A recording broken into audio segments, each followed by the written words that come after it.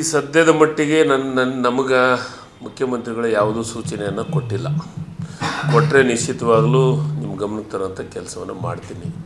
ನಿನ್ನೆ ಸಭೆ ಆಗಿದೆ ಅಂತ ನಾನು ಇವತ್ತು ಮಾಧ್ಯಮದೊಳಗೆ ಪ್ರಿಂಟ್ ಮೀಡಿಯಾದೊಳಗೆ ಓದಿದೆ. ಆದರೆ ಒಂದಂತೂ ಸತ್ಯ, ಮುಖ್ಯಮಂತ್ರಿಗಳು ಭಾಳ ಸ್ಪಷ್ಟವಾಗಿ ಹೇಳಿದರು, ಇಂದು ಜಾತಿ ಜನಗಣತಿಯನ್ನು ಸ್ವೀಕಾರ ಮಾಡ್ತೀವಿ ಅಂತ ಹೇಳಿದರು. ಸ್ವೀಕಾರ ಮಾಡಿದ್ದಾರೆ. ಸ್ವೀಕಾರ ಮಾಡಿ ಅದನ್ನು ಎಂದು ಕ್ಯಾಬಿನೆಟಿಗೆ ತರ್ತೀನಿ ಅಂದ್ರೆ ತೆಗೆದುಕೊಂಡು ಬಾ ಅಂತ ಹೇಳ್ತಾರೆ. ಆವತ್ತು ನಾನು ತೆಗೆದುಕೊಂಡು ಹೋಗುವಂಥ ಕೆಲಸ ಸರ್ಕಾರವಿದ್ದಾಗಲೇ ಮಾಡ್ತಿರುವಂಥದ್ದು. 100 ಕೋಟಿ ಖರ್ಚಾಗಿದೆ ಅದಕ್ಕೆ. ಆದರೆ ಈಗ ಅದನ್ನ ನಿಮ್ಮ ಮುಂದೆ ಸರ್ಕಾರ ಹೋಲ್ಡ್ ಮಾಡೋಕ್ಕೆ ಭಯನ ಏನು? ಜಾತಿ ಸಮೀಕರಣ ನೋಡಿ, ನಮಗೆ ಭಯ ಅನ್ನೋ ಪ್ರಶ್ನೆ ಇಲ್ಲ. ಭಯ ಇದ್ದರೆ ಸ್ವೀಕಾರ ಮಾಡ್ತಿದ್ದಿಲ್ಲ. ಹಿಂದೆ ಕುಮಾರಸ್ವಾಮಿ ಅವರಿಗೆ, BJP ಅವರಿಗೆ ಭಯ ಇತ್ತು, ಅವ್ರು ಸ್ವೀಕಾರ ಮಾಡಲಿಲ್ಲ. ನಮಗೇನು ಭಯ ಇಲ್ಲ, ಯಾಕಂದರೆ ಅದಕ್ಕೆ ಕಾಲ ಬರ್ತೈತಿ. ನಿಶ್ಚಿತವಾಗಲು ನೋಡಿ, ಯಾವುದೇ ಒಂದು ಒಳ್ಳೆ ಕೆಲಸವನ್ನು ಮಾಡಬೇಕಾತಂದ್ರೆ ತಂದೆ ಆದ ಈಗ ಜಾತಿ ಜನಗಣತಿ ನಿಮ್ಮದೇ ಪಕ್ಷದ ಸಚಿವರು ಶಾಸಕರುಗಳ ಸಭೆ ಮಾಡಿರೋದಲ್ಲ, ಅರ್ಥ ಏನಾದರೂ ಒಂದು ಬಿಡುಗಡೆ ಮಾಡಿ ಅಂತಂದು ಕೇಳಿದರೆ ತಪ್ಪೇನಿದೆ? ತಪ್ಪೇನಿಲ್ಲ. ಅವರು ಸಭೆ ಮಾಡಿ ಅದ್ರ ಬಗ್ಗೆ ಚರ್ಚೆ ಮಾಡ್ತಾರಂದ್ರೆ ತಪ್ಪೇನಿದೆ? ಅದನ್ನು ಭಾಳ ಸ್ಪಷ್ಟವಾಗಿ ಹೇಳಿದ್ದಾರೆ ಮುಖ್ಯಮಂತ್ರಿಗಳು. ಕ್ಯಾಬಿನೆಟ್ ಒಳಗೆ ಆ ಸಬ್ಜೆಕ್ಟ್ ತರ್ತೀನಿ, ಅದ್ರ ಬಗ್ಗೆ ಸಾಧಕ ಬಾಧಕಗಳ ಬಗ್ಗೆ ಚರ್ಚೆಯನ್ನು ಮಾಡ್ತೀನಿ, ಎಲ್ಲ ಸಚಿವರ ಗಮನಕ್ಕೆ ತರ್ತೀನಿ, ಆ ವರದಿಯೊಳಗೆ ಏನಿದೆ ಅನ್ನೋದನ್ನು ಬಿಡುಗಡೆ ಮಾಡ್ತೀನಿ ಅಂತ ಹೇಳಿದ್ವಿ. ಮುಖ್ಯಮಂತ್ರಿಗಳು ಹೇಳಿದ್ದಾರೆ. ಈ ಸದ್ಯದ ಮಟ್ಟಿಗೆ ನಾನು ನಿನ್ನೆವರೆಗೂ ಜೊತೆಗೆ ಇದ್ದೆ, ಮುಖ್ಯಮಂತ್ರಿಗಳ ಜೊತೆಗೆ. ಯಾವುದೇ ಕಾರಣಕ್ಕೂ ಆ ವಿಚಾರ ಪ್ರಸ್ತಾಪ ನನ್ನ ಹತ್ರ ಆಗಿಲ್ಲ. ಓಕೆ, ಈಗ ಸರ್, ಮುಖ್ಯಮಂತ್ರಿ ಸಿದ್ದರಾಮಯ್ಯ ಅವರ ವಿಚಾರದಲ್ಲಿ ಮೂಡ ಮತ್ತು ಇಡಿ ಎಲ್ಲ ರೀತಿಯ ಬೆಳವಣಿಗೆಗಳು ಆಗ್ತಾ ಇದೆ. ಏನು ಸರ್ ಈ ಬೆಳವಣಿಗೆ ನೋಡಿದ್ರೆ ಏನು ಅನಿಸುತ್ತೆ ಸರ್? ಬೆಳವಣಿಗೆಯನ್ನು ನೋಡಿದರೆ ರಾಜಕೀಯ ಕುತಂತ್ರ ಅನಿಸುತ್ತೆ ಭಾಳ ಸ್ಪಷ್ಟವಾಗಿ. ನಾನು ಒಂದೇ ಒಂದು ಮಾತನ್ನು ವಿರೋಧ ಪಕ್ಷದ ನಾಯಕರಿಗೆ ಕೇಳ್ತೀನಿ. ಮೂಡ ಅನ್ನೋ ವಿಚಾರವನ್ನು ಪ್ರಸ್ತಾಪ ಮಾಡ್ತಾ ಇದ್ದೀರಲ್ಲ, ಯಾವ ಸರ್ಕಾರದೊಳಗಾಯಿತು? ಯಾರು ಮೂಡಾದ ಆದೇಶವನ್ನು ಮಾಡಿದರು? ಸಿದ್ದರಾಮಯ್ಯನವ್ರು ಏನಾದರೂ ಯಾವುದಾದ್ರೂ ಕಡತಕ್ಕೆ ಸಹಿ ಹಾಕಿದಾರಾ?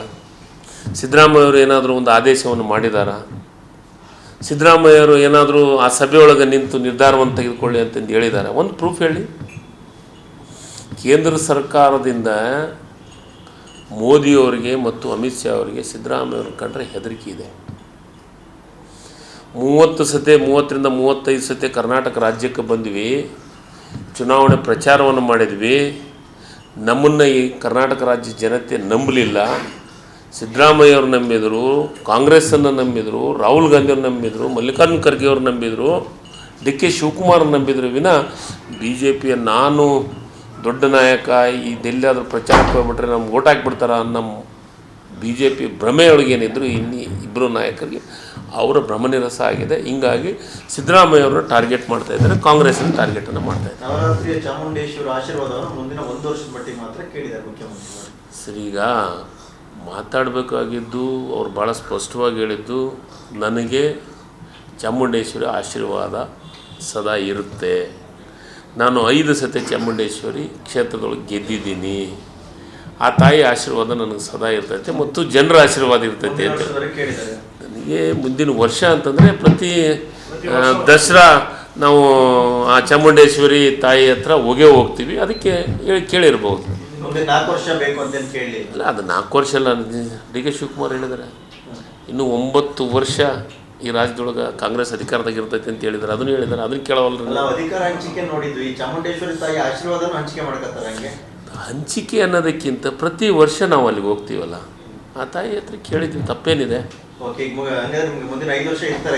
5 ವರ್ಷ ನಾನು ಹೇಳ್ತಾ ಇರೋದು, 5 ವರ್ಷ ಇರ್ತಾರೋ 9 ವರ್ಷ ಇರ್ತಾರೋ, ಕಾಂಗ್ರೆಸ್ ಪಕ್ಷ ಒಂದು ಅಧಿಕಾರದಾಗ ಇರ್ತೈತೆ ಅಂತ ಅಧ್ಯಕ್ಷರು ಹೇಳಿದ್ದಾರೆ, ಮುಖ್ಯಮಂತ್ರಿಗಳು ಹೇಳಿದ್ದಾರೆ, ನಾವು ಹೇಳ್ತಾ ಇದ್ದೀವಿ ಕಾಂಗ್ರೆಸ್ ಅಧಿಕಾರದಾಗ ಇರ್ತೈತಿ ಅಂತ.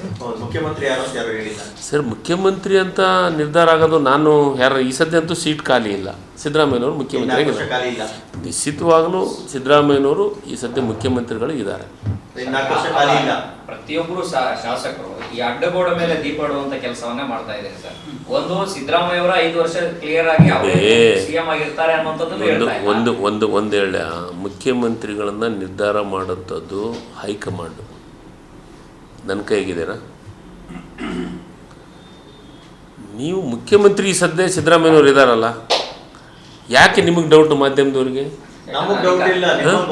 ನಮ್ಮಲ್ಲಿ ಗೊಂದಲ ಇಲ್ಲ.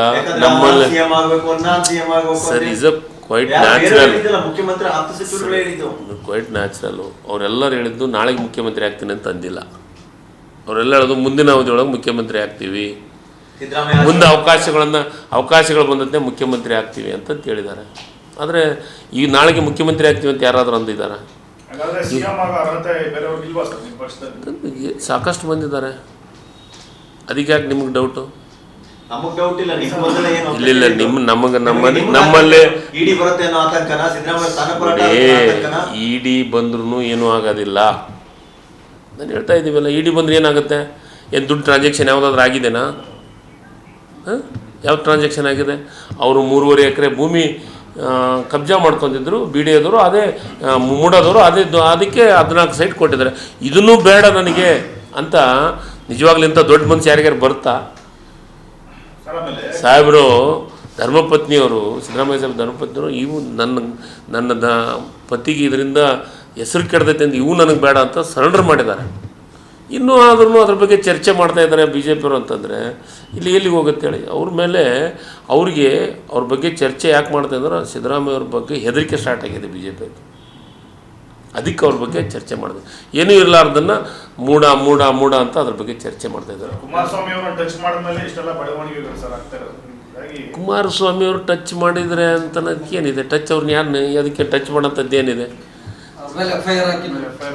ಎಫ್ ಐ ಆರ್ ಹಾಕಿದ್ದು ಸಹಜವಾದಂಥ ಪ್ರಕ್ರಿಯೆ. ಅದು ಹಿಂದೆ ವರದಿ ಇತ್ತು, ಅವ್ರ ಮೇಲೆ ಮೈನಿಂಗ್ ಬಗ್ಗೆ ಸೈನ್ ಮಾಡಿದ್ರು. ಅವ್ರಿಗೆಲ್ಲ ವಿತ್ ಪ್ರೂಫ್ ಇದಾವಲ್ಲ, ಅವ್ರು ಸೈನ್ ಮಾಡಿದ್ದು, ಕಡತಕ್ಕೆ ಸಹಿ ಹಾಕಿದ್ದು. ಸಿದ್ದರಾಮಯ್ಯವ್ರು ಕಡತಕ್ಕೆ ಸಹಿ ಹಾಕಿದ್ದಂಥದ್ದು ಎಲ್ಲಿದೆ ಹೇಳಿ? ಸುಮ್ಮನೆ ಆರೋಪ ಮಾಡಬೇಕು, ಮಾಡ್ತಾಯಿದ್ದಾರೆ. ನಾನು ವೈಯಕ್ತಿಕವಾಗಿ ನನಗೆ ಬಿ ಜೆ ಪಿ ಒಳಗೆ ಜೆ ಡಿ ಎಸ್ನವ್ರಿಗೆ ಗೆಳೆಯರಿದ್ದಾರೆ. ಅವರು ವೈಯಕ್ತಿಕವಾಗಿ ನನ್ನ ಜೊತೆಗೆ ಮಾತಾಡೋದ್ನಾಗ ಭಾಳ ಸ್ಪಷ್ಟವಾಗಿ ಏನು ಹೇಳಿದ್ದು ಅಂದರೆ, ನಾವು ಮೇಲಿಂದ ನಮಗೆ ಪ್ರೆಷರ್ ಇದೆ, ಸಿದ್ದರಾಮಯ್ಯವ್ರನ್ನ ಹೆಸರು ಕೆಡಿಸ್ಬೇಕು ಅನ್ನೋ ಏಕೈಕ ದೃಷ್ಟಿಕೋನದಿಂದ ನಾವೆಲ್ಲ ಮೇಲೆಯವ್ರು ಹೇಳಿ ಮಾಡಿಸ್ತಾ ಇದ್ದಾರೆ ಅಂತ ಭಾಳ ಸ್ಪಷ್ಟವಾಗಿ ಹೇಳ್ತಾ ಇದ್ದಾರೆ. ನೇರವಾಗಿ ಅವ್ರಿಗೆ ಶಕ್ತಿ ಇದೆ, ವಾಸ್ತವ ಸತ್ಯ ಹೇಳಿದ್ದಾರೆ, ತಪ್ಪೇನಿದೆ. ಅವ್ರು ಹೇಳಿದ್ದಕ್ಕೆ ಬೆಂಬಲ ವ್ಯಕ್ತಪಡಿಸ್ತಾ ಇದ್ದೀನಲ್ಲ.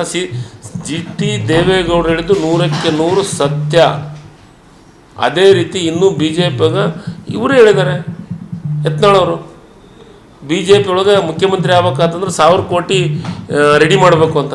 ಅದ್ರ ಬಗ್ಗೆ ಚರ್ಚೆ ಆಗಲ್ಲ. 1000 ಕೋಟಿ ಅದನ್ನೇ ಹೇಳ್ತಾ ಇದ್ದೀನಿ, ಅದ್ರ ಬಗ್ಗೆ ಚರ್ಚೆ ಆಗ್ತಿಲ್ಲ. ಅದಕ್ಕೆ ಬಂದು ಯತ್ನಾಳವ್ರನ್ನ ಎನ್ಕ್ವೈರಿ ಮಾಡಲಿ ಇಡಿ ಅವರು, ಸಿ ಬಿ ಐದವ್ರು ಬರಲಿ. 1000 ಕೋಟಿ ಎಲ್ಲಿಂದ ತರ್ತೀರಪ್ಪ ಬಿ ಜೆ ಪಿ ಅಂತಂದು? ಅಲ್ಲ ರೀ, ಹಿಂದೆ ಬಿ ಜೆ ಪಿ ಒಳಗೆ ಇದನ್ನೇ ಅನ್ನೋದಕ್ಕಿಂತ ಬಿ ಜೆ ಪಿಗೆ ಸರ್ಕಾರ ತಂದಂಥವ್ನು ನಾನು. ಅವಾಗ 5 ಪಿಲ್ಲರ್ ಏನಿದ್ರು ಅದ್ರಾಗ ನಾನು ಒಬ್ಬವನು. ಅವರಿಗೆ ಲೈಫ್ ಕೊಟ್ಟವರು. ದಕ್ಷಿಣ ಭಾರತದೊಳಗೆ ಸರ್ಕಾರ ಮಾಡಲಿಕ್ಕೆ ನಾವು 5 ಮಂದಿ ಕಾರಣೀಭೂತರು. ನಮ್ಮನ್ನೇ ಮುಗಿಸಿದ್ರಲ್ಲ. ರಾಜಕೀಯವಾಗಿ ಮುಗಿಸೋಕ್ಕೆ ಪ್ರಯತ್ನ ಮಾಡಿದ್ರು. ಸುಪ್ರೀಂ ಕೋರ್ಟ್ ನಮ್ಮ ನ್ಯಾಯನೇ ಎತ್ತಿಡಿತು. ರಮೇಶ್ ಜಾರಕಿಹೊಳಿ ಅವ್ರು ಏನಾಗಿದ್ದಾರೆ? ಅವರು 14-17 ಮಂದಿನ ಕರ್ಕೊಂಡು ಹೋದ್ರು, ಅವ್ರನ್ನೂ ಮುಗಿಸೋಂಥ ಕೆಲಸ ಅದು. ಮುನ್ರತ್ನ ಮುಗಿಸಿದ್ದು ಯಾರಲ್ಲ, ಅವರೇ ಸೆಲ್ಫ್ ಸುಸೈಡ್. ಅದು ಯಾರೂ ಅವ್ರಿಗೆ ಇಂಜೆಕ್ಷನ್ ಕೊಡು ಅಂತ ಹೇಳಿಲ್ಲ, ಯಾರೂ ಅವ್ರಿಗೆ ಆ ರೀತಿ ಮಾತಾಡೋಂತ ಹೇಳಿಲ್ಲ, ಜಾತಿ ಎತ್ತಿ ಮಾತಾಡೋಂತಂತ ಯಾರು ಬಿ ಜೆ ಪಿಯವ್ರು ಹೇಳೋಕ್ಕೆ ಸಾಧ್ಯ ಇಲ್ಲ. ನನಗೇನು ಬಿ ಜೆ ಪಿ ಹೇಳ್ತಾರೆ ಗೊತ್ತಿಲ್ಲ, ಕಾಂಗ್ರೆಸ್ನವ್ರಂತೂ ಹೇಳಂಗಲ್ಲ.